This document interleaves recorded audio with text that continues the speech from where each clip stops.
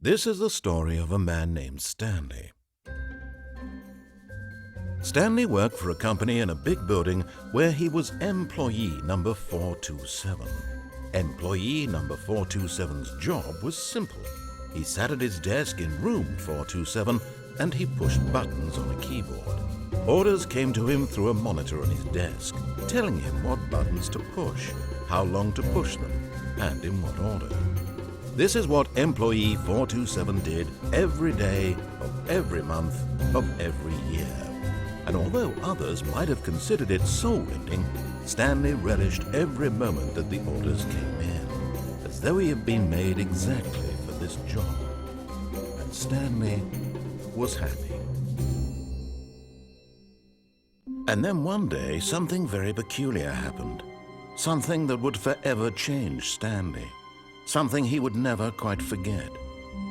He had been at his desk for nearly an hour when he realized that not one single order had arrived on the monitor for him to follow. No one had showed up to give him instructions, call a meeting, or even say hi. Never in all his years at the company had this happened, this complete isolation. Something was very clearly wrong. Shocked, frozen solid, Stanley found himself unable to move for the longest time. But as he came to his wits and regained his senses, he got up from his desk and stepped out of his office.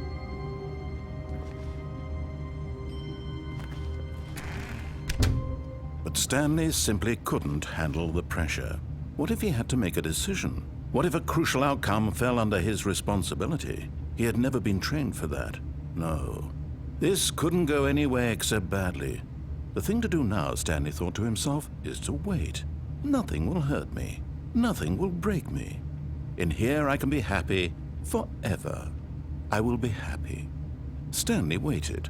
Hours passed, then days. Had years gone by? He no longer had the ability to tell. But the one thing he knew for sure, beyond any doubt, was that if he waited long enough, the answers would come. Eventually, someday, they would arrive. Soon, very soon now, this will end. He will be spoken to. He will be told what to do.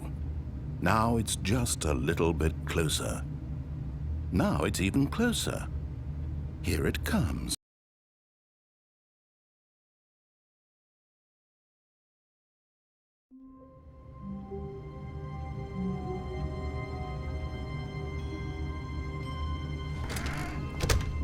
But Stanley simply couldn't handle the pressure.